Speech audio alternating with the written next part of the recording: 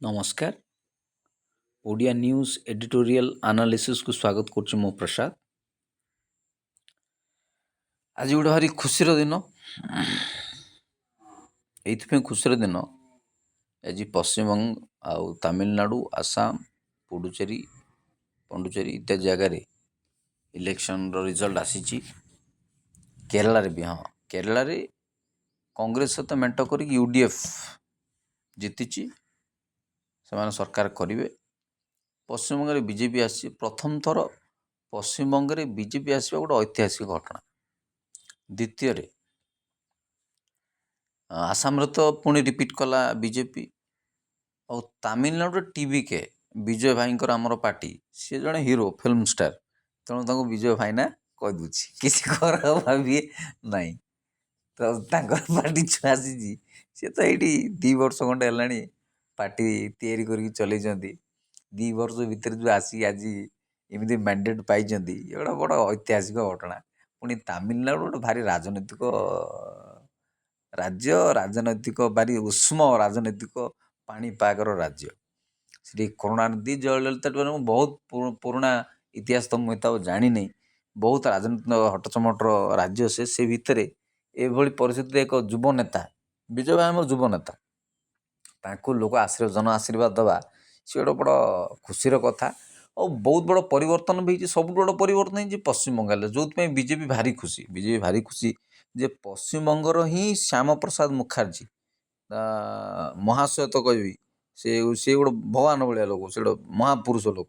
श्याम प्रसाद मुखार्जी भगवान नहीं तो आम गाँ गल कहते भगवान भाया लोक महापुरुष गोटे श्याम प्रसाद मुखार्जी जी कि बीजेपी स्थपयिता मान बीजेपी स्थापना करते बीजेपी पार्टी प्रतिष्ठा करते बीजेपी पार्टी प्रतिष्ठाता थे श्यामा प्रसाद मुखार्जी सी हूँ वेस्ट बंगाल लोक तांकरी माटी आज बीजेपी एकाकी संख्यागरिष्ठता हासिल कर सरकार कर गोटे बड़ खुशीर कथा बड़ विजयर कथा ऐतिहासिक विजयर कथा। आर थरू कौन कहीहबनी कि यथरक समस्ते ओडिशार भी आमर गुड़ाए एमएलए माने मुख्यमंत्री भी जाकि प्रचार कर पश्चिमबंग में गुड़ाए केंद्रीय नेतृत्व भी आसिक प्रचार कर विशेष बेसी दिन भी परिश्रम करना जस्ट 15-20 दिन परिश्रम भितर पूरा पश्चिमबंग हाथे ने गोटे बड़ खुशीर कथा। आ पश्चिमबंग भी भारी राजनैतिक दृष्टिकोण सांस्कृतिक दृष्टिकोण भारी पुराना कल्चर राज्य से पुराना कल्चर माटी से रवींद्र संस्कृति रवींद्र विभिन्न प्रकार आदर्शर माटी सी सेठिकार कलाकार सेठिकार संस्कृति सेठिकार साहित्य रुद्धिमंत साहित्य तमिल साहित्य तो अलग कथा तमिल कल्चर तो अलग कथा तो अलग कथा कथा को कली हम से तो अलग कथा कि आम जेहतु पड़ोशी तेणु साहित्य संस्कृति लोक चलणी सब अति रुद्धिमंत अति पुराना सब कल्चर लोक मैंने पुराना चिंताधारा लोक पुराना चिंताधारा पुराना जड़ तंकर पूरा स्ट्रंग जड़ से तमिलनाडु हो कि पश्चिमबंग से जड़ बड़ स्ट्रंग मूल चेरटा बड़ स्ट्रंग अच्छी तेणु से जो प्रकार निष्पत्ति नहीं गोटे वैप्लविक परिवर्तन आनी राज्य राजनीति जार प्रभाव भी राज्य अंतर्जातीय जातीय राजनीति भी पड़ो ये बड़ खुशीर कथा तेणिकी किए हारिला किए जितला किए हारीगला सी कथा पचारे हम ना किए हारीगला जड़े हारे तो जड़े जित ना आज जड़े ना हारे जड़े जित केमती आजिकल 10 वर्ष एमएलए रही गोटे बड़ कथा जड़े 15 वर्ष 20 वर्ष 25 एमपी एमएलए रही रहा बड़ा नुआ नेतृत्व आसवा दरकार नुआ लोक तैयारी हवा दरकार नुआ लीडरशिप तैयारी हवा दरकार नुआ विकल्प आसवा दरकार हेले ही गणतंत्र राज्य देश शुभंकर जिनस जड़े ही एकाकी ता छड़ा कि नाई इमिति विकल्पहीन हवा आम जातीय राजनीति हो कि राज्य राजनीति हो कि आम समाज हो कि आमर जेकोसी क्षेत्र खेल बेपार कि संगीत जगत फिल्म जगत जेकोसी संस्कृति सबू जिनस आम विकल्प तैयारी कर रखा हम तेबे जे आगु को आमर समय सुंदर हम सबू भविष्य सुंदर हम भविष्य भल हम आम विकल्प नहीं जाऊ ना ताकू छाड़दे हम ना सी न गाइले हम ना सी कहले हम ना यहाँ आम मूर्खामी आम सोसाइटी आम समाज से सब ज्ञान बुद्धिर विकास है ना आम विकल्प को तैयारी करवा खाली सचिन न खेले क्रिकेट हेनी कौच कथा कि अन्यथा ने सचिन न खेले सचिन भी गले गांगुली भी गले द्राविड़ भी गले आम समय आम जो पिला देखिए आसुचु କି କ'ଣ ସେଟା କି ସେବାଗ ବି ଗଲେ, ଧୋନି ବି ଗଲେ, ସମସ୍ତେ ଗଲେ, କିନ୍ତୁ କ୍ରିକେଟ୍ ଟିମ୍ ଖେଳୁଛି, ଚାଲିଛି ଆଉ ଭଲ ଖେଳୁଛନ୍ତି, ହେଉଛି ନା ନାହିଁ? ସେମିତି ବିକଳ୍ପ ଖେଳାଳି ବି ନୂଆ ତିଆରି ହେବା ଦରକାର, ଗାୟକ ବି ନୂଆ ତିଆରି ହେବା ଦରକାର, ବକ୍ତା ବି ନୂଆ ତିଆରି ହେବା ଦରକାର, ଲେଖକ ବି ନୂଆ ତିଆରି ହେବା ଦରକାର, ଅଭିନେତା ନୂଆ ତିଆରି ହେବା ଦରକାର, ରାଜନେତା ନୂଆ ତିଆରି ହେବା ଦରକାର, ସବୁ ନୂଆ ତିଆରି ହେଉଥିବା ଦରକାର, ପିଢ଼ି ପରେ ପିଢ଼ି ଚାଲୁଥିବା ଦରକାର, ହେଲେ ନା ଦେଶ ରାଜ୍ୟ ବଞ୍ଚିବ। ଆମକୁ ସେଇ ଜିନିଷର ଜ୍ଞାନଟା ଆମ ପାଖରେ ଅଭାବ, ସେ ଜ୍ଞାନ ନାହିଁ ଆମ ପାଖରେ, ଆମେ ବିକଳ୍ପହୀନ ହେଇଯାଇଛୁ। ଜଣକୁ ଯଦି ପସନ୍ଦ କଲୁ ତା ଜୀବନ ସାରା ତାରି ଫିଲ୍ମ ଦେଖିବା, ତାରି ଗୀତ ଶୁଣିବା, ଆମକୁ ନେରୋ ମାଇଣ୍ଡେଡ଼ କହିବା, ଆମେ ଗୋଟେ ସଂକୀର୍ଣ୍ଣ ମନା ଲୋକ ବୋଲି କହିବା। ମୁଁ କୂଅ ରହୁଛି, କୂଅ ବେଙ୍ଗଡ଼, କୂଅଟା ମୋ ପାଇଁ ସଂସାର ବୋଲି ଭାବି ଦେଇଛୁ ଆମେ, କୂଅଟା ମୋ ପାଇଁ ଦୁନିଆ। ନାହିଁ, ସେମିତି ଭାବନ୍ତୁନି, ନିଜକୁ ଖୋଲା ରଖନ୍ତୁ, ମୁକୁଳା ରଖନ୍ତୁ, କୂଅ ଭିତରୁ ବାହାରନ୍ତୁ। ବାହାରେ ଷଣ୍ଢ ବୁଲୁଛି, ଷଣ୍ଢର ଆକାର ବେଙ୍ଗର ଆକାର ବହୁତ ଫରକ ରହିବ, ବହୁତ ଆକାଶ ପାତାଳ ଫରକ ରହିବ। ନୂଆ ବିକଳ୍ପ ନୂଆ ଆସିବା ଦରକାର। ମୁଁ ସେ କଥା ଗୋଟେ ଭିଡ଼ିଓରେ କହୁଥିଲି କି ମାସେ 15 ଦିନ ତଳେ, ବିକଳ୍ପ ଖୋଜିବାକୁ ହବ, ବିକଳ୍ପ ଆଣିବାକୁ ହବ। ଜଣେ ଲୋକ କେତେ ଦିନ ଗୋଟେ ଏକଛତ୍ରବାଦ ହେଇଯିବ? ଜଣେ ଲୋକ ଯଦି ବେଶୀ ଦିନ ରାଜନୀତି କଲା, ସେ ଏକଛତ୍ରବାଦରେ ପରିଣତ ହେବ, ସ୍ୱେଚ୍ଛାଚାରିତା ହେଇଯିବ ସେଟା। ଅବଶ୍ୟ ଧାର୍ମିକ ଦୃଷ୍ଟିକୋଣରେ କେତେଟା ଜାଗାରେ ଆମେ କହୁ କି ନାଇଁ, ସେ ଲୋକ ପୂଜା ନ କଲେ ହେବନି, ସେ ବ୍ରାହ୍ମଣ ଆଶୀର୍ବାଦ ନ କଲେ ହେବନି, ସେ ଲୋକର ପ୍ରେଜେନ୍ସ ନ ରହିଲେ ହେବନି। ଏମିତି ଧାର୍ମିକ ଦୃଷ୍ଟିକୋଣରୁ କେତେଟା ଜିନିଷରେ ଆମେ କମ୍ପ୍ରମାଇଜ୍ କରାଯାଇପାରେ ବା କେତେଟା ଜିନିଷକୁ କନସିଡର କରାଯାଇପାରେ ଯେ ନାଇଁ ସିଏ ହେବା ଦରକାର, ସେ ବିଶ୍ୱବାସ ହେବା ଦରକାର, ସେଟା ଈଶ୍ୱରଙ୍କର ଆପଏଣ୍ଟେଡ୍ ପର୍ସନ୍, ସେମାନେ ଆପଏଣ୍ଟେଡ୍ ପର୍ସନ୍, ଆଶୀର୍ବାଦ ପ୍ରାପ୍ତ ଅଭିଷିକ୍ତ ବ୍ୟକ୍ତି। ସେ କେସ୍ରେ ଆମେ କହିପାରିବାନି ନାଇଁ ତାକୁ କାଟିଦେବା, ଆକୁ ବସେଇଦେବା, ନାଇଁ ସେମିତି ହେବନି। Appointed is appointed, anointed is anointed. Even ସରକାରକୁ ମଧ୍ୟ ଲୋକ ଆପଏଣ୍ଟେଡ୍ ବୋଲି କୁହନ୍ତୁ, କିନ୍ତୁ କ'ଣ ରାଜନୀତିରେ ସବୁ ସମ୍ଭବ? ଦଳ ବଦଳ ହେଉଛି ପ୍ରବଳ। ମୁଁ ଏ କଥାଟା ବିଶ୍ୱାସ କରିବିନି, 2017-18 ମୁଁ ଆର୍ଟିକଲ୍ ଲେଖି ଘରେ ପକେଇ ରଖିଛି। ଏ ଦଳ ବଦଳ ରାଜନୀତି, ଦଳ ବଦଳ ରାଜନୀତି କଥା ଆଜିକାଲି ବହୁତ ଚର୍ଚ୍ଚା ହେଉଛି। ଚର୍ଚ୍ଚା ହେଉନି, କିଏ ଗୁରୁତ୍ୱ ବି ଦେଉନାହାନ୍ତି। ଜଣେ ଲୋକ ଗୋଟେ ପାର୍ଟିରେ ଜିତିଛି, ଗୋଟେ ସିମ୍ବଲ ଜିତି ଆଉ ଗୋଟେ ପାର୍ଟି ପଳେଇଲା, ସାଧାରଣ କଥା, କିଛି ନୂଆ କଥା ନାହିଁ। ଗୋଟେ ପାର୍ଟି ଗୋଟେ କ'ଣ ଠେସା କରିଦିଆଗଲା, ତ ଗୁରୁତ୍ୱ ଦିଆଯାଉନି, ସେ କାହିଁ ସେ ପାର୍ଟି ରହିବ? ଅନ୍ୟ ଦଳକୁ ଯିବ ତ ଯିବ ଆଉ। ତେଣୁ ବିକଳ୍ପ ଖୋଜିବାକୁ ହବ। ଦଳ ବି ସେତିକି ହେବା ଦରକାର, ନେତା ବି ସେତିକି ବାହାରିବା ଦରକାର, ମାଳମାଳ ନେତା ହେବା ଦରକାର, ମାଳମାଳ ଦଳ ହେବା ଦରକାର। ଯେତିକି ଦଳ, ଯେତିକି ନେତା, ସେତିକି ମାର୍କେଟରେ ଆମ ରାଜ୍ୟର, ଆମ ଦେଶର, ଆମ ଜିଲ୍ଲାର, ଆମ ସବୁ ଜନସାଧାରଣଙ୍କର ସେତିକି ଉନ୍ନତି ହେବ। ଗୋଟାଏ ନେତା, ଗୋଟାଏ ଦଳ, ନାଇଁ ସେମିତି ହେଇକି ଭିଡ଼ିକି ରହିଲେ ହେବନି।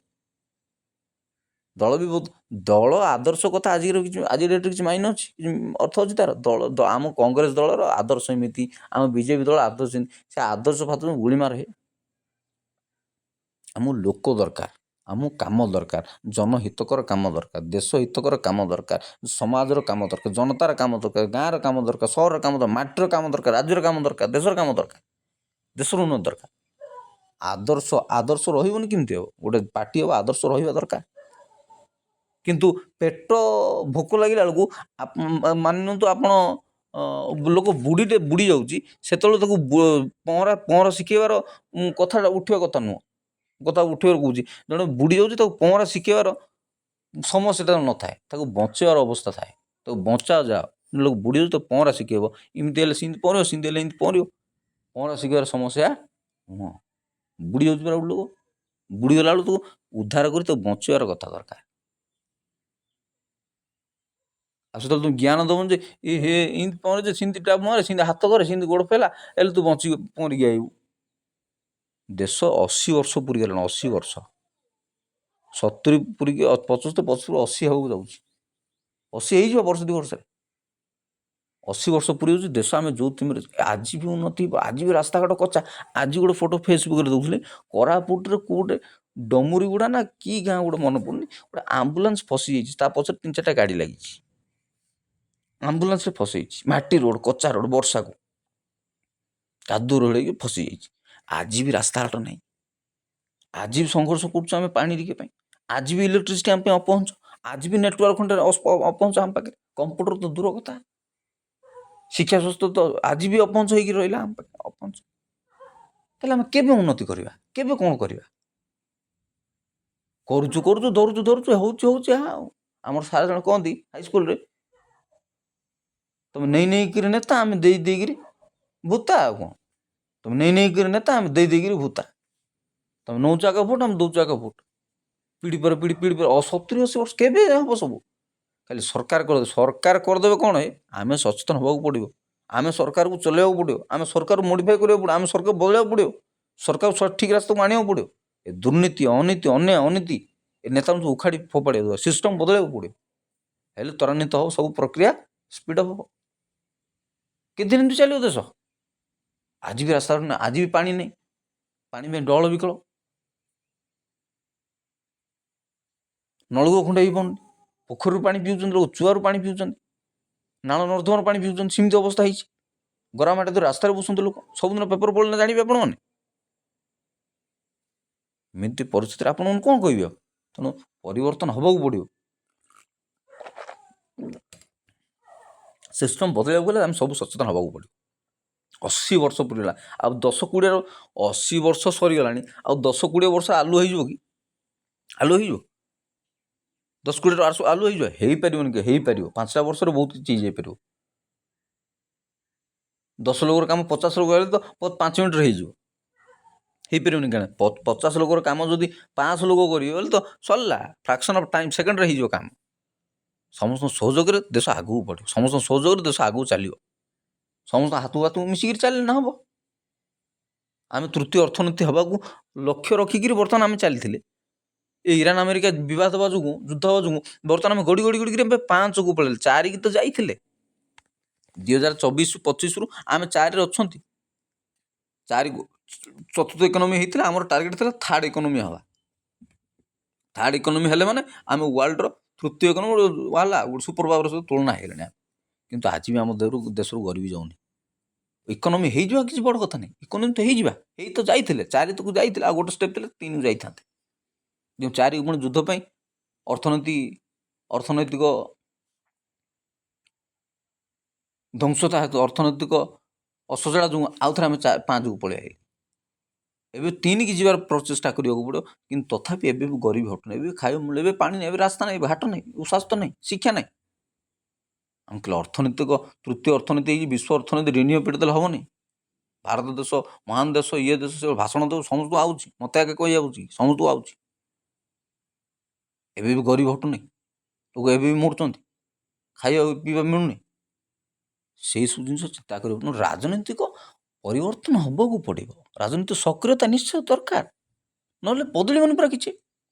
ଏତେ ସକ୍ରିୟତା ହେବା ନାହିଁ ଯେ ଲୋକ ମରା ପିଟା ଗଣ୍ଡଗୋଳ ଖଣ୍ଡା କାତି ହେବା। ସିଏ ସକ୍ରିୟତା କଥା କହୁନି ମୁଁ। ସବୁ ବିଚାରଧାରାର ସକ୍ରିୟତା, ଚିନ୍ତାଧାରା ସକ୍ରିୟତା। ଗୋଟେ ଲୋକ ପକେଇ ରଖିବା, ନୂଆ ନେତୃତ୍ୱ ତିଆରି କରିବ। ମୁଁ ଆର୍ଟିକଲ ଲେଖି ଘର ପକେଇ ରଖିଛି, ସେ ହେଉଛି ବିକଳ୍ପ ଖୋଜିବାକୁ ହେବ। ଡେମୋକ୍ରେସି ଇଜ୍ ଗଡ୍। ଜନତା ଜନାର୍ଦ୍ଦନ, ସେମାନଙ୍କର ମ୍ୟାଣ୍ଡେଟ୍। ସେମାନେ ସେଇ ଜନତା ଜନାର୍ଦ୍ଦନର ସାମୂହିକ ଚେତନା, ଯେଉଁ ମାସ୍ ଫିଅର, ମାସ୍ ଜନଚେତନାକୁ ଜନଜାଗରଣ କରିବାକୁ ପଡ଼ିବ। ଜନଚେତନାକୁ ବଦଳାଇବାକୁ ପଡ଼ିବ। ଏ ଗଣଚେତନାକୁ ବଦଳାଇବାକୁ ପଡ଼ିବ। ସେମାନଙ୍କୁ ବୁଝିବାକୁ ପଡ଼ିବ ଜିନିଷ ଏମିତି ଏମିତି ଏମିତି ଅଛି, ହେଲେ ଜିନିଷ ଠିକ୍ ହେବ। ଗୋଟାଏ ଲୋକ ପକେଇ ରଖିଲେ ହେବ ନାହିଁ। ସେମିତି ଶଗଡ଼ ଗୁଳାରେ ପଡ଼ିବ ତ ବର୍ଷ ବର୍ଷ ବିତି ଯାଉଛି। ସେ ଗୋଟାଏ ଲୋକ ସରପଞ୍ଚର ପୁଅ ସରପଞ୍ଚ, ବିଧାୟକ ପୁଅ ବିଧାୟକ ହେଉଛି। ନା ହେବା ବି ଦରକାର, କାହିଁକି ହେବେନି? ବିଧାୟକ ପୁଅ ଯଦି ଉନ୍ନତି କାମ ହେଉଛି, ଲୋକ ଯଦି ସନ୍ତୁଷ୍ଟ, ତାହେଲେ କରନ୍ତୁ, କିଛି ଅସୁବିଧା ନାହିଁ। କିନ୍ତୁ ପିଢ଼ି ପରେ ପିଢ଼ି ଖାଲି ଗୋଟେ ପରିବାରରୁ ବାହାରିଥିବେ କି? ସେଇ ଘୋଷା ପିଟା ରାଜନୀତି କରୁଥିବା କି?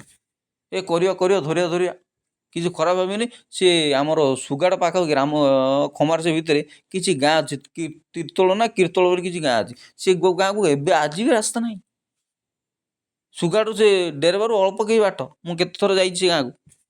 ମୋର ଜଣେ ଭାଇ ବି ସେଠି କାମ କରେ, ଆମ ସହିତ ମିଶିକି କାମ କରେ। ରାସ୍ତା ଖଣ୍ଡିକ ହେଇପାରୁନି। ମାଟି ରାସ୍ତା ଖଣ୍ଡେ ଯାଇଛି, ପିଚୁ ରାସ୍ତା ଖଣ୍ଡେ ନାହିଁ। ବିଭିନ୍ନ ଜାଗାକୁ ଭିତରେ ଅନ୍ତର ପାହାଡ଼ିଆରେ ଆଜି ବି ରାସ୍ତା ନାହିଁ, ଘାଟ ନାହିଁ। ପାଣି ପିଇବା ପାଣି ବି ମୁନ୍ଦେ ମିଳୁନି। ଏମିତିରେ କି ବିକାଶ କଥା କରିବ ତମେ? ସେଇ ପାଖ ଆଖ ଗାଁରେ ସବୁ ବଡ଼ ବଡ଼ ନେତା ମନ୍ତ୍ରୀ ବାହାରିଛନ୍ତି। କିଏ ସେ ଧ୍ୟାନ ନିଘା ଦେଉନାହାନ୍ତି। ଚାହିଁଲେ କ'ଣ ହେବନି? ଆନ୍ତରିକତା ନାହିଁ। ମୁଁ ଖାଲି ଉଦାହରଣ ଦେଲି ତମକୁ, ଉଦାହରଣ ଦେଲି। ସେଟା ହେଇନାହିଁ ବୋଲି କାହାକୁ ବ୍ଲେମ୍ କରୁନାହିଁ ମୁଁ, କାହାକୁ ଦୋଷ ଦେଉନା। ସେଟା କଲେ ନାହିଁ କରୁନାହାନ୍ତି। ମୋ ଗାଁ ନୁହଁ, ଅଞ୍ଚଳ ସିଏ ମୋର। ମୋ ଅଞ୍ଚଳ ଭିତରେ ସେଟା, ସେ ମୋ ପଞ୍ଚାୟତ ଭିତରେ ସେଟା ବି ଆସୁଛି। ମହେନ୍ଦ୍ର ପଞ୍ଚାୟତ କହୁଛି କଥାଟା, ହେଲେ ଖୁସିର କଥା। ମୋ ଗାଁକୁ ରାସ୍ତା ଯିବ କି? ସବୁ ଗାଁକୁ ରାସ୍ତା ଯିବ। ମୋ ଗାଁରେ ପାଣି ମିଳିବ, ସବୁ ଗାଁରେ ପାଣି ମିଳିବ। ମୋ ଗାଁରେ ବଡ଼ ପୋଖରୀ ହେବ କି? ସବୁ ଗାଁରେ ବଡ଼ ପୋଖରୀ ହେବ। ପାଣି ରାସ୍ତା ଏଇ ତ ସଭ୍ୟତା ବିକାଶର ପ୍ରଥମ ମାପକାଠି ହେଉଛି ଏଇଟା। ପାଣି ରାସ୍ତା ବିଜୁଳି, ରାସ୍ତା ପାଣି ଯେଉଁଠି ଆଭେଲେବଲ୍ ଚାଷ ଠିକ୍ଠାକ୍ ହେବ, ଚାଷକୁ ପାଣି ମିଳିବ, ବର୍ଷା ଚାଷ ଚାଲିବ, ପନିପରିବା ବିଭିନ୍ନ ପ୍ରକାର ଜିନିଷ, ଲୋକ ଚାଷ ଆସିଗଲେ ତ ହେଲା, ସବୁ ଜିନିଷ ଅର୍ଥନୀତିର ବିକାଶର ମାପଦଣ୍ଡ ତ ସେଇଟା, ମାପକାଠି ତ ସେଇଟା। ଆଉ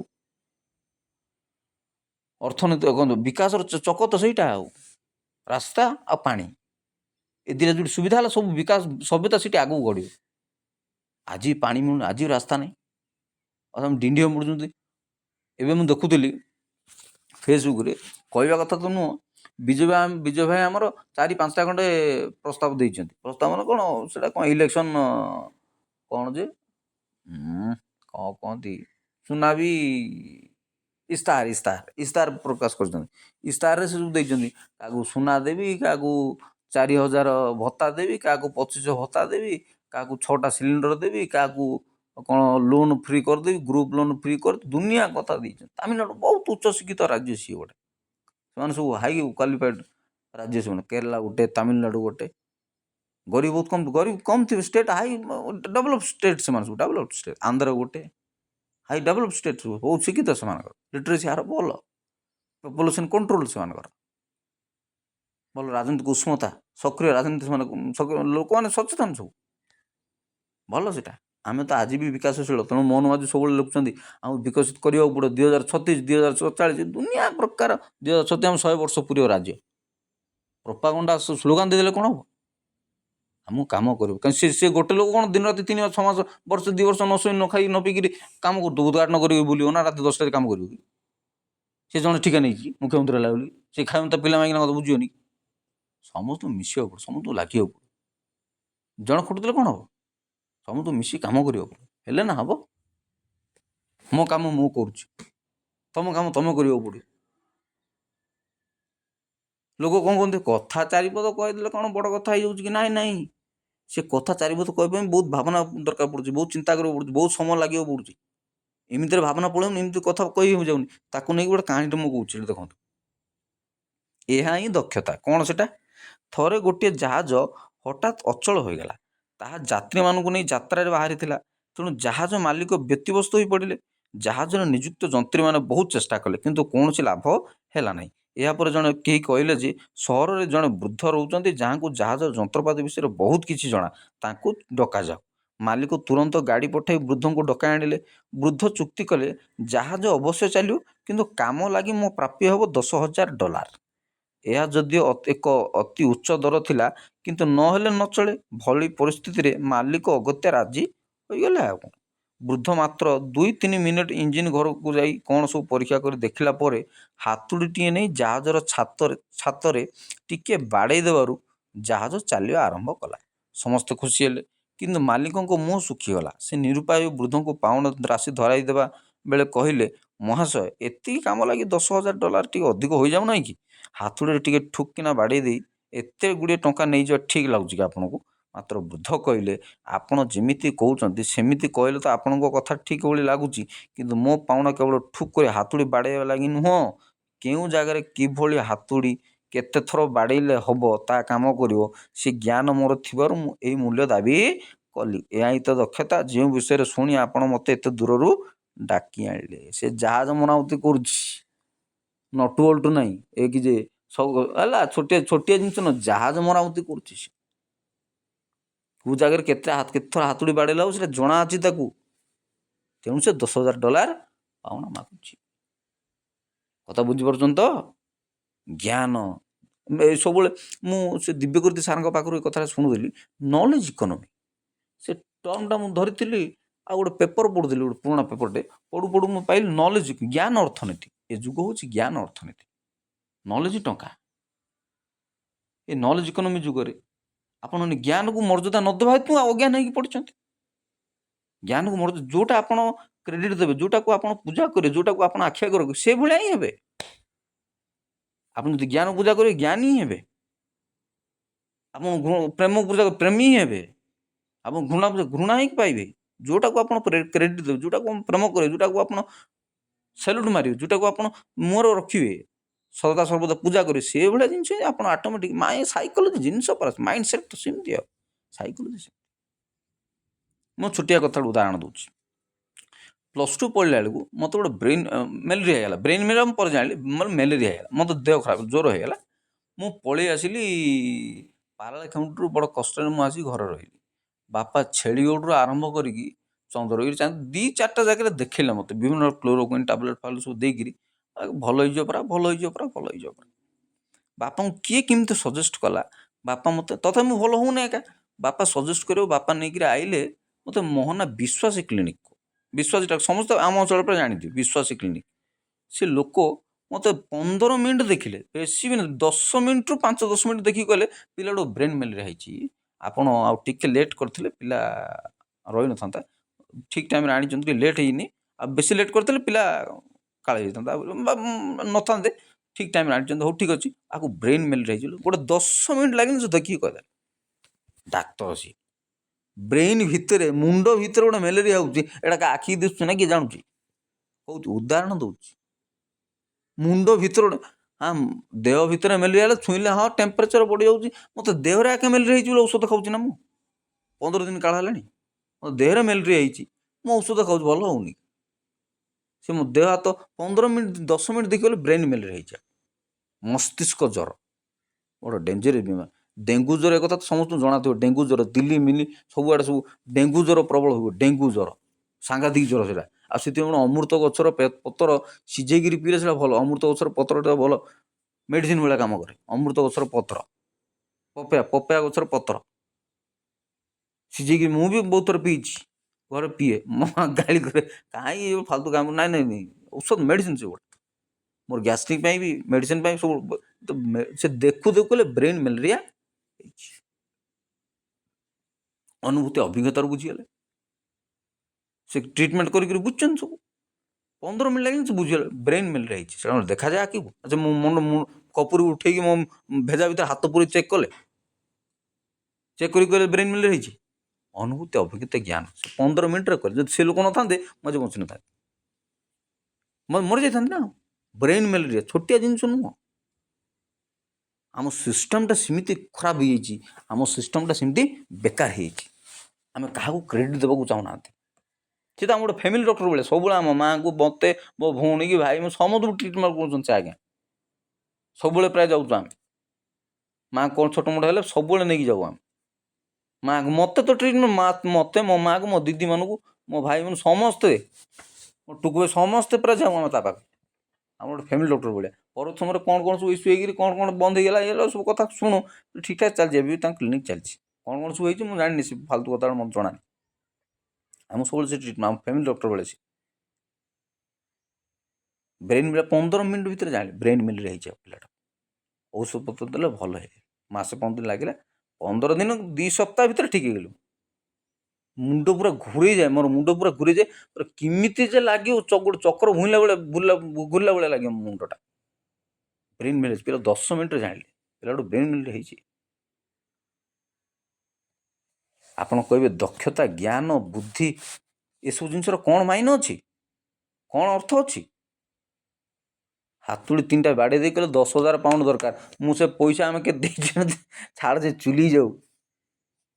ସେ 5 ଲାଗି 10 ଲାଗି ସେ ମ୍ୟାଟର ନାହିଁ ସେ ପଇସାର, କିନ୍ତୁ ବଞ୍ଚେଇ ତ ଦେଲେ। ତାଙ୍କୁ ସେତିକି ଜ୍ଞାନ ଥିବ ତ ବଞ୍ଚେଇଲେ। ପଇସାର କଥା ପଡ଼ିଛି କି? କ'ଣ ପଇସା ଦରକାର ପଡ଼ୁଛି? ପଇସା ଅବଶ୍ୟ ଦରକାର ପଡ଼ୁଛି କି? ପଇସାର କିଛି ମାଇନେ ନାହିଁ। AI ଯୁଗରେ ପଇସାର ଭ୍ୟାଲ୍ୟୁ କିଛି ଅଛି? ଆର୍ଟିଫିସିଆଲ ଇଣ୍ଟେଲିଜେନ୍ସ ଯୁଗରେ ପଇସାର କିଛି ଭ୍ୟାଲ୍ୟୁ ଅଛି? ଯେଉଁଠି AI ବ୍ୟବହାର କରି କେତେ ଭିଡ଼ିଓ ବନିପାରିବ, କେତେ କ'ଣ ହେଇପାରିବ, କେତେ ଲେଖା ହେଇପାରିବ, କେତେ କ'ଣ ବନିପାରିବ, କେତେ ଗୀତ ବନିପାରିବ, କେତେ ଭିଡ଼ିଓ ବନିପାରିବ, କେତେ ଆନିମେସନ୍ ହେଇପାରିବ, କେତେ ଫଟୋ, କେତେ କ'ଣ ଚାଟ୍ GPT ଅମୁକ ସମୁକ କ'ଣ ନ ହେଇପାରିବ ଆଜି ଯୁଗରେ। AI ଯୁଗରେ ପଇସାର ଭ୍ୟାଲ୍ୟୁ ଅଛି? AI ଅର୍ଥନୀତିକୁ, ଦେଶ କ'ଣ ପୃଥିବୀର ଅର୍ଥନୀତିକୁ ବଦଳି କରିଦେବ AI। ଆମେ ବ୍ୟବହାର ଜାଣିତେ, ଆମ ଜ୍ଞାନ ନାହିଁ, ଆମେ ଜଣା ନାହିଁ, ଆମକୁ କିଛି ଜଣା ନାହିଁ, ୟୁଜ୍ କରିବାର ଜଣା ନାହିଁ। କ'ଣ ସେ AI, କ'ଣ ସେ ଅଜା AI କ'ଣ ଆମକୁ ଜଣା ନାହିଁ ପରା। ଅନେକ ଲୋକଙ୍କୁ ଅଜା AI କାହାକୁ ଡକାଉ ସେଇଟା ଜାଣିନାହାନ୍ତି। କାହାକୁ ଅଜା AI ଡାକିବ, କାହାକୁ ଜେଜେବାପା ଜେଜେମା ଡାକିବ, ସେଇଟା ବି ଆମ କେଷ୍ଟ ଲୋକଙ୍କୁ ଜଣା ନାହିଁ। କାହାକୁ ଅଜା ଡାକିବ, କାହାକୁ ଆଈ ଡାକିବ, କାହାକୁ ଜେଜେ ଡାକିବ, କାହାକୁ ଜେଜେମା ଡାକିବ, ସେଇଟା ଲୋକ ଜାଣିନାହାନ୍ତି। ଆଉ କ'ଣ ଜାଣିବେ ସେମାନେ? AI ବ୍ୟବହାର କରି କ'ଣ ବ୍ୟବହାର କରିପାରିବେ ସେମାନେ? ଶିକ୍ଷା ନାହିଁ, ସ୍ୱାସ୍ଥ୍ୟ ନାହିଁ ଆମ ପାଖରେ। ଗୋଟେ ଲୋକ କହୁଛି ବୁଝୁଛି ବୁଝଉଛି ଛୋଟିଆ ଯେଉଁ ନଲେଜ ଇକୋନୋମି, ସବୁ ନଲେଜ ଇକୋନୋମି। ଜ୍ଞାନ ହିଁ ଅର୍ଥନୀତି। ଜଣ କଥାକୁ ଟାଉଲି କରନ୍ତୁନି। କହୁଛି କ'ଣ ଗୋଟେ ପ୍ରବଚନ ଦେଉଛି, କ'ଣ ଗୋଟେ ଭଡ଼ ଭଡ଼ ହେଉଛି, କ'ଣ ଗୋଟେ ବକ ବକ ହେଉଛି। ଆମେ ଲୋକ ସେଇଥିପାଇଁ ଆମେ ଏମିତି ଧରାଶାୟୀ ହେଇକି ପଡ଼ିକି ଅଛନ୍ତି, ତଳି ତଳାନ୍ତ ହେଇକି ପଡ଼ି ରହିଛନ୍ତି। ଆଜି ବି ଦାଦନ ଖଟିବାକୁ ଯାଉଛନ୍ତି, କାହିଁ ଯାଉଛନ୍ତି?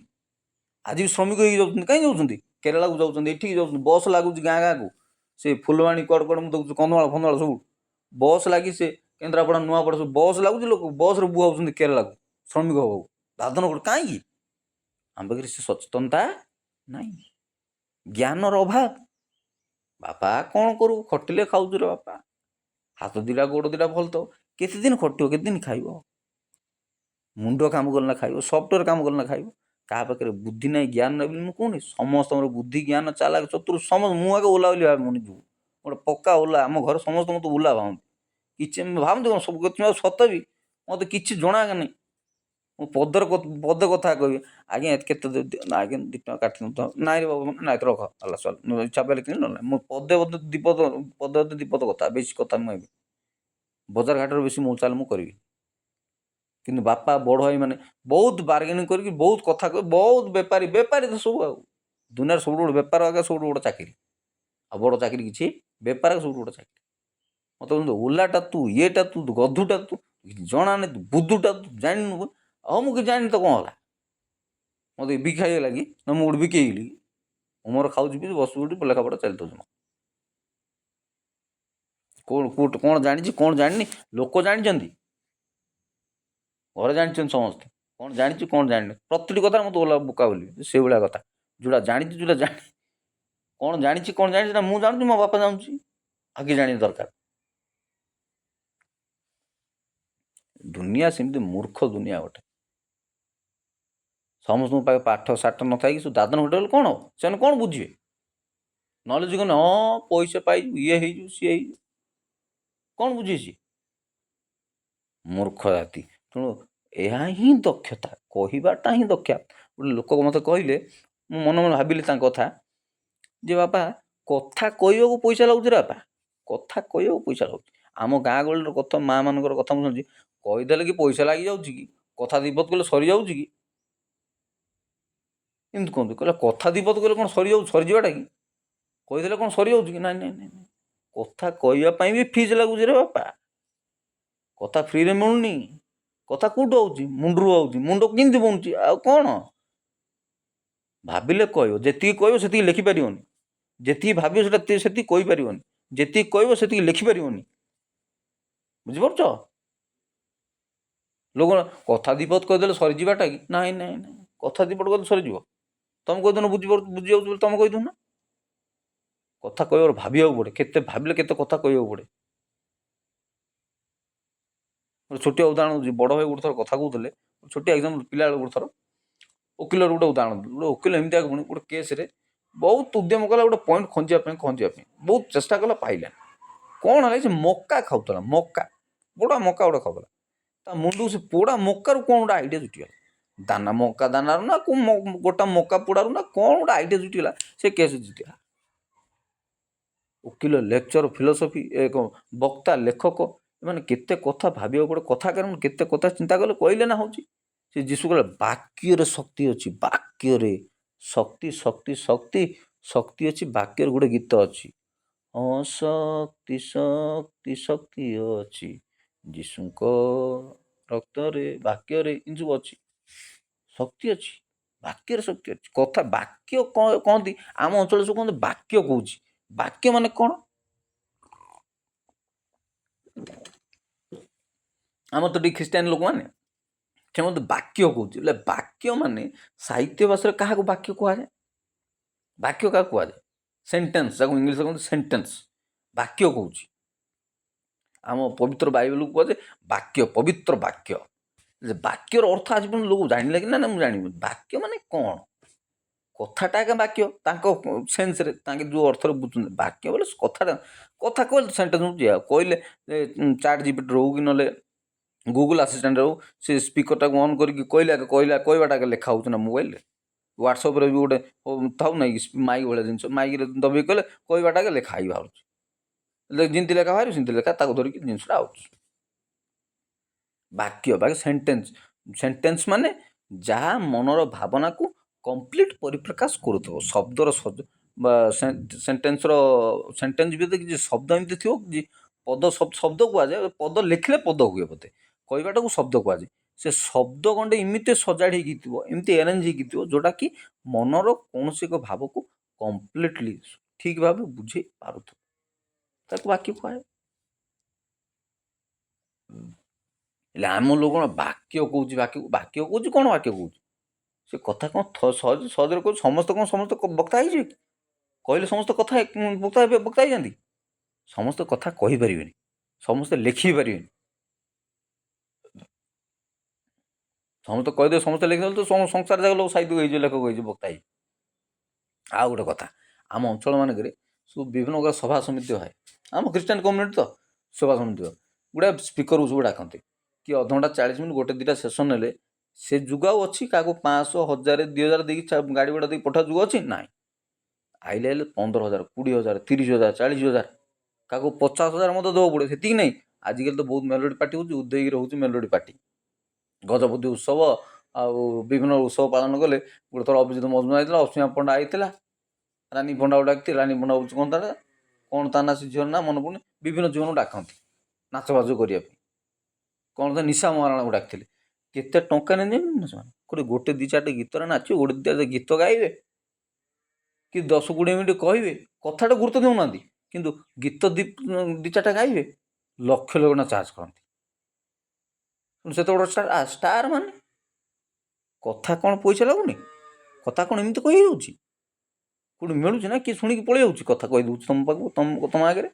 କେତେ ପ୍ରସ୍ତୁତି ଦରକାର, କେତେ ତିଆରି ଦରକାର, କେତେ ପ୍ରିପାରେସନ୍ ଦରକାର, କେତେ କହିଲେ, ଶିଖିଲେ, ବୁଝିଲେ ଲୋକ ଚାରିପଦ କଥା କୁହନ୍ତି। କଥା ଶିଖିଲେ କଥା କହିହେବ। ସଭା ସମିତି ବଡ଼ ବଡ଼ ସ୍ପିକର ମାନଙ୍କୁ ହେଲା 50,000, 40,000, 30,000, ଲକ୍ଷ ଟଙ୍କା ଦେଇକି ଲୋକ ଟଙ୍କା। ଆମ ଖ୍ରୀଷ୍ଟିଆନ କମ୍ୟୁନିଟି ମାନଙ୍କୁ ସେ ସବୁ ହୁଏ। କଥା କହିବା କ'ଣ ଏତେ ସହଜ? ଆମ ଲୋକମାନେ ସବୁ ବୁଝୁନାହାନ୍ତି, କେମିତି ବୁଝି ଅବୁଝା ହେଉଛନ୍ତି, ଜାଣି ଅଜଣା ହେଉଛନ୍ତି।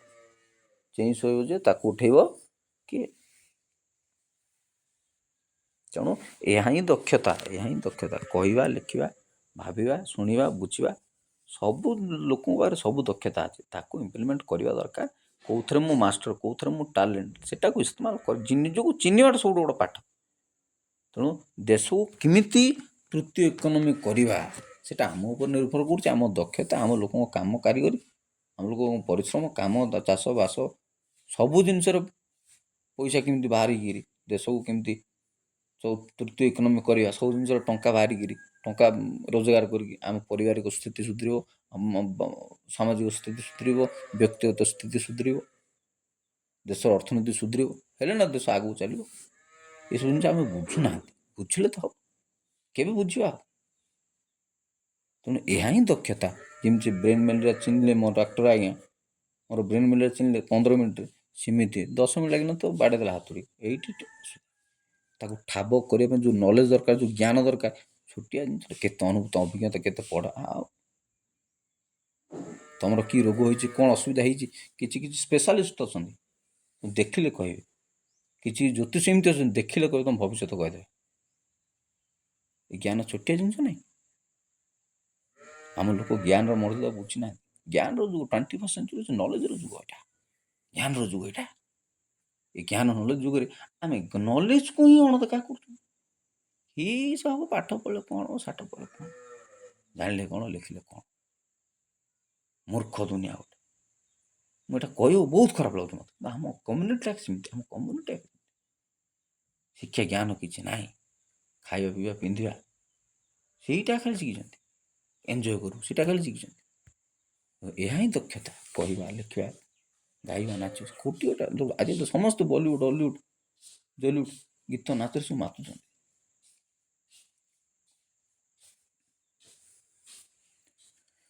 ସମୟ ଆସି ଆମେ ନିଜକୁ ସୁଧାରିବା, ବୁଝିବା, ବୁଝେଇବା, ତେବେ ଯେ କିଛି ପରିବର୍ତ୍ତନ ହେଇପାରିବ। ଏଥିରେ ସତ୍ୟ ରହୁଛି। ବହୁତ ଧନ୍ୟବାଦ।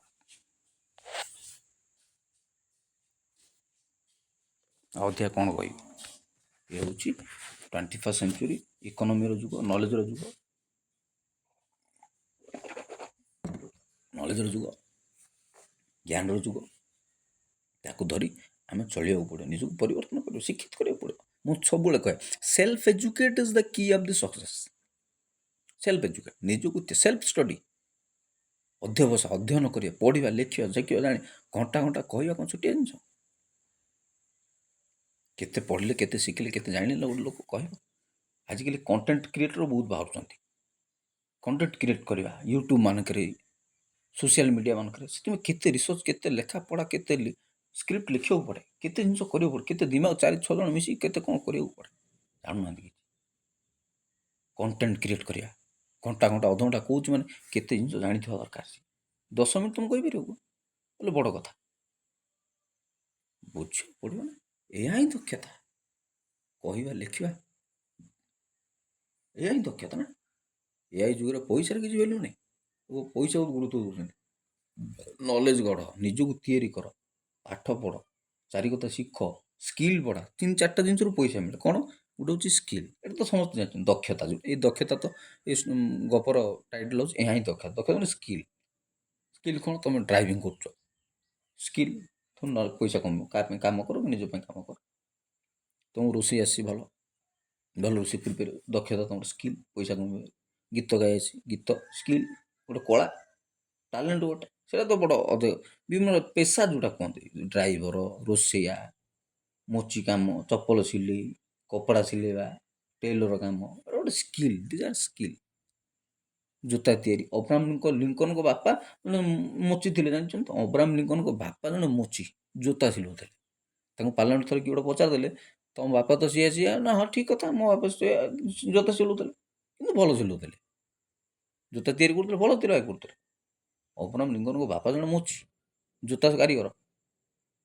ଆପଣ ଯେମିତି ମଧୁବାବୁଙ୍କର କେମିତି ଉତ୍କଳ ଟନରେ ଥିଲା, ଯେଉଁ ଚମଡ଼ା ଜୋତା ତିଆରି କରୁଥିଲେ, ଯଦି ଖରାପ ଜୋତା ହେଉଥିଲେ ସବୁ ପୋଡ଼ି ପକାଉଥିଲେ। ଚମଡ଼ାର ବେଲ୍ଟ, ଚମଡ଼ାର ଜୋତା, ସିଏ ଗୋଟେ ପିନ୍ଧିବା ସବୁଠୁ ଗୋଟେ ଆଭୂଷଣ। ଚମଡ଼ା ଜୋତା ପିନ୍ଧିବା ଗୋଟେ ସବୁଠୁ ଆଭୂଷଣ। ବାପାଙ୍କ ହଳ ଜୋତା ଅଛି, ଚମଡ଼ା କେବେର କିଣିଛନ୍ତି, କିଏ ଆଣିଛନ୍ତି, କେଉଁ ଭାଇମାନେ ଆଣି ଦେଇଛନ୍ତି ମୁଁ ଜାଣିନି, କି ବାପା କିଣିଛନ୍ତି। ବଢ଼ିଆ ଲେଦର ସୁ ଗୁଡ଼ା ଅଛି, ସେ ପିନ୍ଧିବାକୁ ବିଜାର ଲାଗୁଛନ୍ତି ବାପା। ବଢ଼ିଆ ଲେଦର ସୁ। ଜଣେ ଆମେ ଥରେ ପଲିସ୍ କରିବାକୁ ଦେଖିକି ଗଲା, ସଲିଡ଼, ଏଇଟା ମିଳୁନି ଆଜ୍ଞା, ଏବେ ଏ ଜୋତା ଏଇଭଳିଆ ଚମଡ଼ା ମେଟେରିଆଲ ମିଳୁନି ଏବେ। ସ୍କିଲ୍ ଆପଣଙ୍କୁ ଟଙ୍କା ଦେବ। ଦ୍ୱିତୀୟ କଥା ଆସିଲା ନଲେଜ, ଜ୍ଞାନ, ସେଥିରେ ଆପଣ ଟଙ୍କା ପାଇବେ। ଆଉ ତୃତୀୟ ଜିନିଷ ବୁଦ୍ଧି, ଜ୍ଞାନ, ଟ୍ୟାଲେଣ୍ଟ ଯାକୁ କୁହନ୍ତି। ଗୀତ ଗାଇବା, ନାଚିବା, ମୁଁ ଏବେ ଉଦାହରଣ ଦେଉଥିଲି ଆପଣମାନଙ୍କୁ। ଗୀତ ଗାଇବା, ନାଚିବା, ଏଇଟା ଟ୍ୟାଲେଣ୍ଟ।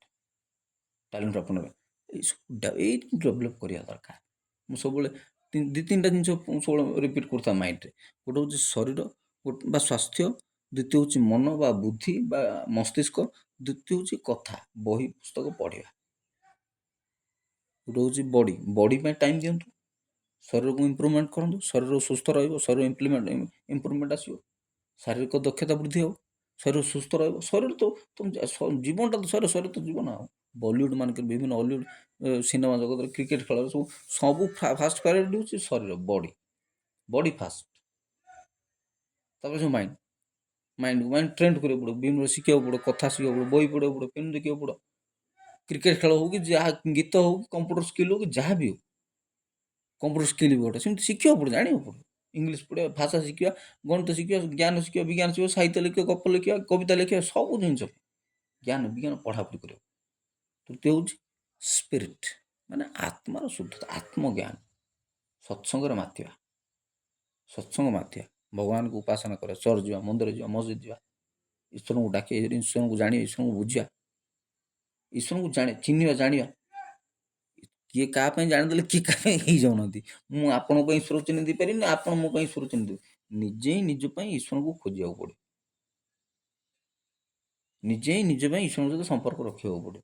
ଗୋଟେ ଏଷ୍ଟାବ୍ଲିଶ୍ କଲେ ସେଇଥିରୁ ଆପଣ ଶକ୍ତି ପାଇବେ। ଈଶ୍ୱରଙ୍କ ସହିତ ସମ୍ପର୍କ ସ୍ଥାପନ ହେଲେ ଆପଣ ସେଥିରୁ ଏନର୍ଜି ପାଇବେ, ଆପଣ ସେଥିରୁ ଅଲୌକିକ ଶକ୍ତିର ଅଧିକାରୀ ହେବେ। କିଏ କାହା ପାଇଁ କରିଦେଲେ କ'ଣ? ଆମେ ସେଥିପାଇଁ ପୂଜାରୀ ବାମୁଣ ପାଖକୁ ଯାଉଛୁ, କି ପ୍ରାର୍ଥନା ପାଖକୁ ଯାଉଛୁ, ପ୍ରାର୍ଥନା ଭଗବାନ ପାଖକୁ ଯାଉଛୁ, ପ୍ରାର୍ଥନା ଟିକେ କରିଦିଅ, ଆମେ ଏମିତି ଦୁଃଖ ସୁଖ ଏମିତି ଅଛି, ଆମର ସବୁ ଡାଇରେକ୍ଟ କଣ୍ଟାକ୍ଟ ନାହିଁ। କିନ୍ତୁ ସେଟା ଗୋଟେ ମୂର୍ଖାମୀ ବୃତ୍ତି। ଆମେ ପ୍ରାର୍ଥନା କଲେ, ଆମେ ନିଜ ବାକ୍ୟ ପଢ଼େ, ଆମେ ନିଜେ ଗୁହାରି କଲେ, କ'ଣ ପ୍ରଭୁ ଶୁଣିବେ? ଗୋଟେ ଦିନରେ ହବନି, ସମୟ ଲାଗିବ। ସବୁଦିନ ଲାଗି ଡାକୁ ଦ୍ୱାରା ସବୁଦିନ ତାଙ୍କୁ ସେଇଟା ଗୋଟେ ଆତ୍ମଶୁଦ୍ଧି। ସେଥିପାଇଁ କହିବି ଆତ୍ମଶୁଦ୍ଧି, ଆତ୍ମଚିନ୍ତନ, ଶରୀର, ବୁଦ୍ଧି, ଜ୍ଞାନ, ଆତ୍ମଚିନ୍ତନ, ତିନିଟା ଜିନିଷର ଟାଇମ୍ ଦେବା ଦରକାର। ହେଲେ ମଣିଷର ବିକାଶ। ଶରୀର ଦରକାର, ମନ ମସ୍ତିଷ୍କ ଦରକାର, ଜ୍ଞାନ ଦରକାର, ବୁଦ୍ଧି ଦରକାର, ତା ସହିତ ଆତ୍ମଚିନ୍ତନ ବି ଦରକାର, ଆତ୍ମସମୀକ୍ଷା ଦରକାର। ଆଉ ବାକି ସବୁ ଫାଲତୁ ଜିନିଷ ସମୟ ଅପଚୟ କରିକି କିଛି ଲାଭ। ହଉ, ଆଜି ଡିଷ୍ଟର୍ବ ହେଇଗଲି ଟିକେ, ପ୍ରଥମେ କହିଦେଲି ଇଏ ସିଏ ହେଇଗଲି, ତଥାପି ମାଇଣ୍ଡ ଡିଷ୍ଟର୍ବ ହେଇଗଲି, କହିଦେଲି ଇଆଡ଼ୁ ସିଆଡ଼ୁ ଟିକେ, କ୍ଷମା କରିବ। ଯଦି ଭୁଲଭାଲ ହେଇଛି କ୍ଷମା କରିବ। ଏହା ହିଁ ଦକ୍ଷତା, କହିବା ହିଁ ସବୁଠୁ ବଡ଼ ଦକ୍ଷତା। କହିବା, ଲେଖିବା, ଗାଇବା, ଦୁଇଟା ପେରେ ମଣିଷ ଏକ୍ସପ୍ରେସ୍ ହୁଏ। ଗୋଟେ କହିବା, ଗୋଟେ ଲେଖିବା। ଗୋଟେ କହିବା ଆଉ ଲେଖିବା। କହିବା କଥା, ସମସ୍ତଙ୍କୁ କଥା କହି ଆସେ, ସମସ୍ତେ କଥା କହିପାରିବେ, ସମସ୍ତେ ଲେଖିପାରିବେ, ସମସ୍ତେ ଲେଖିପାରିବେ, ସମସ୍ତେ କହିପାରିବେ। ଲେଖିବା ପାଇଁ ବହୁତ ଅଧ୍ୟବସାୟ ଦରକାର, ବହୁତ ପ୍ରାକ୍ଟିସ୍ ଦରକାର। ଲେଖିବାଟା ତ ସହଜ ନୁହଁ, ଲେଖିବା ପାଇଁ ବି ବହୁତ ଅଧ୍ୟବସାୟ ଦରକାର, ବହୁତ ପ୍ରାକ୍ଟିସ୍ ଦରକାର। ଲେଖିବା ପାଇଁ ବହୁତ ପ୍ରାକ୍ଟିସ୍ ଦରକାର। ସବୁଦିନ ପ୍ରାକ୍ଟିସ୍ କଲେ, ମୋର ଜଣେ ସାଙ୍ଗ ୱେସ୍ ପାଇଛନ୍ତି, ସିଏ ସବୁବେଳେ ପ୍ରତିଦିନ 2 ପେଜ୍ 3 ପେଜ୍ ଲେଖନ୍ତି। ଲେଖିବେ ଗୋଟେ ପ୍ରାକ୍ଟିସ୍, ଡେଲି ଲେଖିବେ, ଡାଏରୀ ଲେଖିବେ, ଜର୍ନାଲ୍ ଲେଖିବେ, ଗୋଟେ ଲେଖିଲେ ପ୍ରାକ୍ଟିସ୍ କଲେ ପ୍ରତିଦିନ ଲେଖୁଥିଲେ ଗୋଟେ, ଆଉ ଲେଖୁ ଲେଖୁ କରଣ, ବାପାଙ୍କୁ ଲେଖୁ ଲେଖୁ କରଣ, ଆଉ ଗୋଟେ ୱାର୍ଡ଼ ଲଗେଇ ଦେଉଛି ମୁଁ ହଗୁ ହଗୁ ମରଣ ବୋଲି। ବାପା ଗମାଧର କହନ୍ତି, ଲେଖୁ ଲେଖୁ କରଣ, ହଗୁ ହଗୁ ମରଣ। ଦୋମୁହାଁ ଯଦି ହେଇଗଲା, ବାନ୍ତି ଝାଡ଼ା ଯଦି ହେଇଗଲା, ମରିଯିବ ସବୁ। ଏସବୁ ତ ସବୁଆଡ଼େ ଆଜି ସେ କଥା ଜାଣିଥିବ, ପେପର ବାହାରୁଛି, କିଏ ଦହିବରା ଖାଇକି ଅସୁସ୍ଥ ହେଇଗଲାଣି, ସିଏ କ'ଣ ଖାଇକି ଅସୁସ୍ଥ ହେଇଗଲା, ହଗାମୁତା ହେଇଗଲାଣି। ଲେଖୁ ଲେଖୁ କରଣ, ହଗୁ ହଗୁ ମରଣ ବୋଲି ବାପା, ସେଇଭଳିଆ କଥା। ଲେଖୁ ଲେଖୁ କରଣ হবে, ଲେଖୁ ଲେଖୁ କରଣ, ଲେଖୁ ଚାଲିଥିବ, ପ୍ରାକ୍ଟିସ୍ ଥିବା ଦରକାର ଲେଖିବାର। କହିବା, ସମସ୍ତଙ୍କୁ କହି ଆସିଛି, ସମସ୍ତେ ସବୁ ପ୍ରକାର ବକ୍ତା ହେଇପାରିବେନି, ସମସ୍ତେ କହିପାରିବେ। ସେଥିପାଇଁ ବି ପଢ଼ିବାକୁ ପଡ଼ିବ, ମୁଣ୍ଡରେ ସେତିକି ଶବ୍ଦ ଦରକାର, ଶବ୍ଦ ଥିଲେ ତୁମେ କହିପାରିବ, ସେତିକି ଶବ୍ଦ ଜାଣିଥିବା ଦରକାର। ଶବ୍ଦ, human nature is to forget, human nature is to forget. ମଣିଷର ପ୍ରବୃତ୍ତି ହେଉଛି ପାଶୋରି ଯିବା। ତେଣୁ ପ୍ରତିଦିନ ନୂଆ ନୂଆ ଶବ୍ଦ ଆହରଣ କରିବାକୁ ପଡ଼େ, ଶିଖିବାକୁ ପଡ଼ିବ, ଜାଣିବ। ହେଲେ ତୁମେ ଏକ୍ସପ୍ରେସ୍ ଗୁଡ଼ାଏ ଲୋକ ଏଇଥିପାଇଁ ଏକ୍ସପ୍ରେସ୍ ହେଇପାରୁନାହାନ୍ତି କି ତାଙ୍କ ପାଖରେ ଶବ୍ଦ ଭଣ୍ଡାରଟା ବହୁତ କମ୍। କହିପାରିବେ ସମସ୍ତେ, ପଢ଼ିଲେ, ଲେଖିଲେ, ବୁଝିଲେ, ମନେ ରଖିଲେ ତାକୁ ଧରିକି ଥଟ୍ଟାକୁ ଆପଣ ଏକ୍ସପ୍ରେସ୍ କରିପାରିବେ। ଗୋଟେ ଶବ୍ଦକୁ 4 ଥର କହିଲେ ହେବ କି? ହେଇପାରିବନି।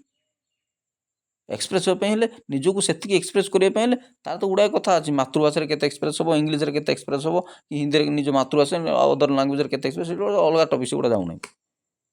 ଶବ୍ଦ ଭଣ୍ଡାର ଲୋକମାନଙ୍କ ପାଖରେ ନଥାଏ। ଶବ୍ଦ ଭଣ୍ଡାର କେଉଁଠି ଆସିବ? ପଢ଼ିକିରି ମନେ ରଖିବାକୁ ପଡ଼େ, ଶିଖିବାକୁ ପଡ଼େ। ଲୋକ ତେଣୁ କୁହନ୍ତି 40 ପରେ କଥା କହିବା ଲୋକ ଶିଖନ୍ତି। ପୁରୁଷମାନେ 40 ପରେ କଥା କହିଛନ୍ତି, ଝିଅମାନଙ୍କ କଥା ଛାଡ଼ିଦିଅ, ସେମାନେ ତ ବହୁତ ଗପୁଡ଼ି। ପରିବେଶରୁ, ପରିସ୍ଥିତିରୁ କଥା ସବୁ ଶିଖିବାକୁ ପଡ଼େ, ଶବ୍ଦ ସବୁ ମନେ ରଖିବାକୁ ପଡ଼େ। ମୋର ଜଣେ ଦାଦା ଅଛନ୍ତି, ଟିକେ ନିରକ୍ଷର ଲୋକ, କିନ୍ତୁ ଏମିତି କଥା କହିବେ ଯେ ମୁଣ୍ଡ ଖରାପ ହେଇଯିବ, ସଜିକି କହିବେ, ଏକଦମ ନିରକ୍ଷର ଲୋକ, ପାଠ ସେଠି ପଢ଼ିନାହାନ୍ତି। ମୋର ଜଣେ ଅଙ୍କଲ, ଦାଦା ତୁମର ନିଜ ଦାଦା, କଥା ସେମିତି ସଜିକି କହିବେ, ସରିଲ କହିବେ। 18-20ଟା IASର ନମ୍ବର ତାଙ୍କ ମୋବାଇଲରେ ଥିବ, ଜାଣିଛୁ ନା। ମୂର୍ଖ ଲୋକ, କିନ୍ତୁ କଥା ଶିଖିବାକୁ ପଡ଼େ, କଥା କହିବା ପାଇଁ ବି କଥା ଶିଖିବାକୁ ପଡ଼େ, କଥା ଶିଖିବା ପାଇଁ ଶବ୍ଦ ଶିଖିବାକୁ ପଡ଼େ। ଶବ୍ଦ, କଥା ଶିଖିଲେ ଯାଇକି 4 କଥା ମିଶିକି କହିପାରିବେ। ଗାଁରେ ଯେତିକି ୱାର୍ଡ଼ ମରୁଛି, ସମୁଦ୍ର ବଳକା କଥା ମୋ ଦାଦା କହିପାରିବି, ବୁଝିପାରୁଛନ୍ତି ନା, ହେଉଛି କଥା। ତେଣୁ ଏହା ହିଁ ଦକ୍ଷତା, କହିବା, ଲେଖିବା, ଶିଖିବାକୁ ପଡ଼େ, କହିବାକୁ ପଡ଼େ। ତେଣୁ କହୁଛନ୍ତି ତ, ଆମେ କ'ଣ କି ଜଣକୁ କ୍ରେଡ଼ିଟ୍ ଦେବାକୁ ଚାହୁଁନାହାନ୍ତି, ଜଣକୁ କ୍ରେଡ଼ିଟ୍ ମାନେ ଜଣକୁ ଭ୍ୟାଲ୍ୟୁ ଦେବାକୁ ଚାହୁଁନାହାନ୍ତି। ସେ କ'ଣ ଜାଣିଛି, ତାଠୁ ବଳକା ମୁଁ ଜାଣିଛି, ଆମର ଇଗୋନେସ୍ଟା ଆମକୁ ମାରି ଦେଉଛି। ମେରିଟ୍କୁ କ୍ରେଡ଼ିଟ୍ ଦେବା କଲଚର୍ ଆମର କଲଚର୍ ହିଁ ନାହିଁ। ଏ କଥା ଗୁଡ଼ାଏ ଭିଡ଼ିଓ, ଗୁଡ଼ାଏ ଥର ଦେଖୁଛନ୍ତି, ଗୁଡ଼ାଏ ଲୋକ ଉପରେ ଭିଡ଼ିଓ କରୁଛନ୍ତି। ମେରିଟ୍କୁ କ୍ରେଡ଼ିଟ୍ ଦେବା କଲଚର୍ ସଂସ୍କୃତିରେ ନାହିଁ, ଭାରତ ମାଟିରେ ହିଁ ନାହିଁ ବୋଲି ସମସ୍ତେ ଲୋକ କହନ୍ତି। ମେରିଟ୍କୁ କ୍ରେଡ଼ିଟ୍ ଦେବାର ପ୍ରଶ୍ନ ହିଁ ଉଠୁ। ତୁ ଆଗ ଜାଣିଛୁ, ଆମେ ଜାଣିଛୁ, ତୁ ଆଗ ବୁଝୁଛୁ, ଆମେ ବୁଝୁଛୁ, ତୁ ଆଗ କହିପାରିବୁ, ଆମେ କହିପାରିବୁ। ମେରିଟ୍କୁ କ୍ରେଡ଼ିଟ୍ ଦେବା କଲଚର୍ ନାହିଁ। ଆଉ ସହଜତା, ଆମେ ତ ଅନ୍ଧକନ୍ଦ ଶିକ୍ଷିତ, ଆମର ଏସ୍ଟି ନିର୍ବାଚନ ମଣ୍ଡଳୀ ଅନ୍ଧକନ୍ଦ ଶିକ୍ଷିତ, ଆମେ ସବୁ ଅନ୍ଧକନ୍ଦ। ଆଉ ଆମେ ମେରିଟ୍କୁ କ୍ରେଡ଼ିଟ୍ କୁଆଡ଼େ ଦେବୁ? ନାଇଁ ନଥିବା କାମ ସବୁ କରିକି ଲୋକଙ୍କୁ ଲୋକ ବେଗ ଚିପା ହେଉଛି। ଆଉ ଯିଏ ଆଗକୁ ବେଳେ ତାର ଗୋଡ଼ ଶିକା ହେଉଛି। ତେଣୁ ତ ଲୋକ, ମୁଁ ତ ଗୁଡ଼ାଏ ଭିଡ଼ିଓରେ କହିଛି, ଆଉ କଙ୍କଡ଼ା ଜାତି, ଓଡ଼ିଆ ଜାତି, କଙ୍କଡ଼ା ଜାତି ସବୁବେଳେ କହେ ନା।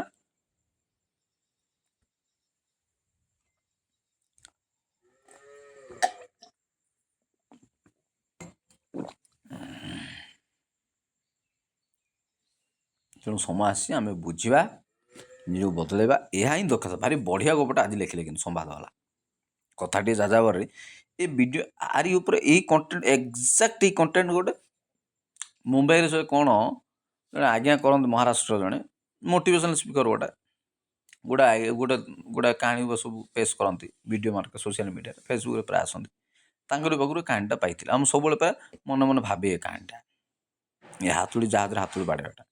ଆଜି ସେ ଏକ୍ଜାକ୍ଟ କଣ୍ଟେଣ୍ଟଟା ଆସିଗଲା ପେପରରେ ଭାରି ଖୁସି ଲାଗିଲା ତେଣୁ ତାକୁ ଧରିକି ଗୋଟେ ଭିଡ଼ିଓଟେ କରିଦେଲି। ହଉ କ୍ଷମା କରିବେ ଯଦି ଭୁଲ ଭାଲ ହେଇଗଲା ଇଆଡ଼ୁ ସିଆଡ଼ୁ ଯଦି କହିଦେଇଛି କ୍ଷମା କରିବେ। ରହୁଛି ଏତେ ତ ବହୁତ ବହୁତ ଧନ୍ୟବାଦ।